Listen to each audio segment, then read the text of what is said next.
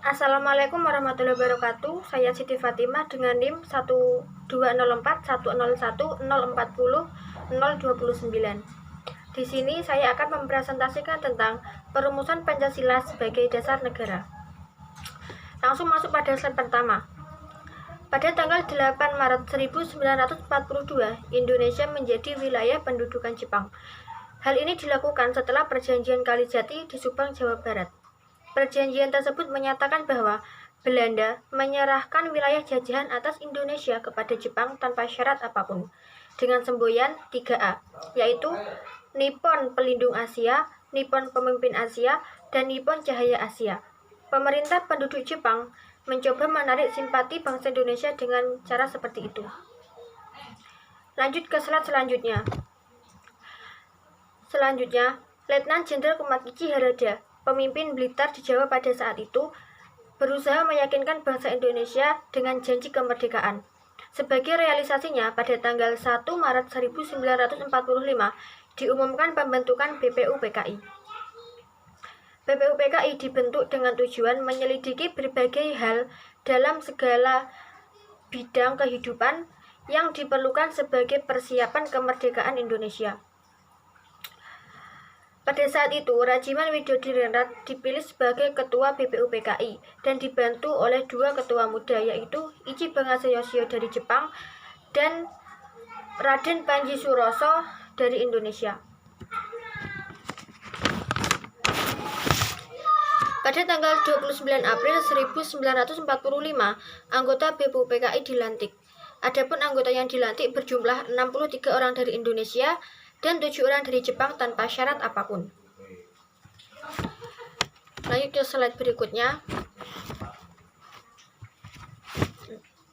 Sejak didirikan BPUPKI telah dilaksanakan sidang resmi sebanyak 2 kali. Sidang pertama dilaksanakan pada tanggal 29 Mei sampai 1 Juni 1945. BPUPKI pada sidang pertama membahas tentang dasar negara.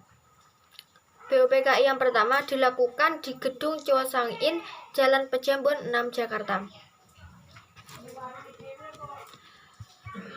Di slide selanjutnya, pada sidang kedua BPUPKI dilaksanakan pada tanggal 10-17 Juli 1945. Pada masa persidangan pertama BPUPKI belum berakhir, tetapi rumusan dasar negara belum terbentuk. Maka BPUPKI membentuk sebuah panitia kecil yang berjumlah 9 orang. Panitia ini disebut dengan Panitia 9. Panitia ini diketuai oleh Insinyur Soekarno. Lanjut ke slide berikutnya, yaitu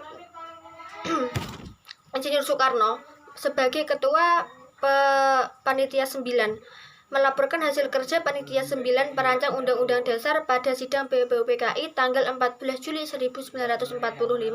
Pada laporannya disebutkan 3 hal pokok, yaitu yang pertama, pernyataan Indonesia Merdeka, yang kedua, pembukaan Undang-Undang Dasar 1945, dan yang ketiga yaitu Undang-Undang Dasar 1945, batang tubuhnya. Lanjut ke slide berikutnya. Dr. KRT Rajiman Widodiningrat selaku ketua sidang menyatakan pentingnya suatu dasar negara. Selanjutnya, beberapa anggota sidang menyampaikan beberapa pendapatnya tentang rumusan dasar negara. Rumusan-rumusan yang disampaikan memiliki beberapa perbedaan antara satu dengan yang lainnya. Walaupun demikian, perumusan tersebut tetap berakar pada kepribadian dan gagasan dasar bangsa Indonesia. Selain itu, rumusan tersebut didasari dengan sejarah perjuangan dan semangat nasionalisme. Setelah itu, Muhammad Yamin, Supomo, dan Insinyur Soekarno mengajukan rumusannya tentang dasar negara. 3 rumusan dasar negara tersebut disampaikan secara berurutan. Masuk pada slide berikutnya.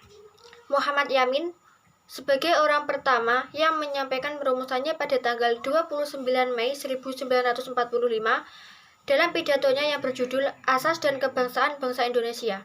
Menurut Muhammad Yamin, terdiri dari 5 unsur, yaitu 1. Peri kebangsaan, peri kemanusiaan, peri ketuhanan, peri kerakyatan, dan kesejahteraan rakyat. Rumusan tersebut disampaikan secara tertulis dalam rancangan pembukaan Undang-Undang Dasar 1945. Rumusannya berbunyi, yaitu ketuhanan yang Maha Esa, kebangsaan persatuan Indonesia, rasa kemanusiaan yang adil dan beradab, kerakyatan yang dipimpin oleh hikmat kebijaksanaan dalam permusyawaratan perwakilan, dan yang terakhir, keadilan sosial bagi seluruh rakyat Indonesia. Lanjut pada slide berikutnya. Pada tanggal 31 Mei 1945, M.R. Supomo menyampaikan pidatonya tentang dasar negara. Dia mengatakan bahwa negara Indonesia yang merdeka harus mempersatukan pidatonya tentang dasar negara. Dia mengatakan bahwa negara Indonesia yang merdeka harus mempersatukan diri dengan segala lapisan masyarakat. Menurutnya ada 5 unsur yang menjadi dasar negara, yaitu persatuan, kekeluargaan, keseimbangan lahir dan batin, musyawarah, dan keadilan sosial. Masuk pada slide berikutnya, yaitu Insinyur Soekarno menyampaikan rumusan dasar negara pada tanggal 1 Juni 1945 yang berisi kebangsaan Indonesia, internasionalisme dan perikemanusiaan, mufakat atau demokrasi, kesejahteraan sosial, dan ketuhanan yang Maha Esa. Di slide selanjutnya, Insinyur Soekarno. Selanjutnya, pada tanggal 1 Juni 1945, Insinyur Soekarno menyampaikan tentang dasar negara. Dia membuka pidatonya dengan kritik dan pembicaraan dalam negara. Sidang yang dinilainya, modal utama dari negara yang akan lahir adalah kemerdekaan. Dia mengemukakan rumusannya yang mencakup 5 dasar negara yang disebut Pancasila. Rumusan dasar negara yang dikemukakan Soekarno menginspirasi para pendiri bangsa untuk mengenang pidato Insinyur Soekarno, maka pada setiap tanggal 1 Juni diperingati sebagai hari lahirnya Pancasila.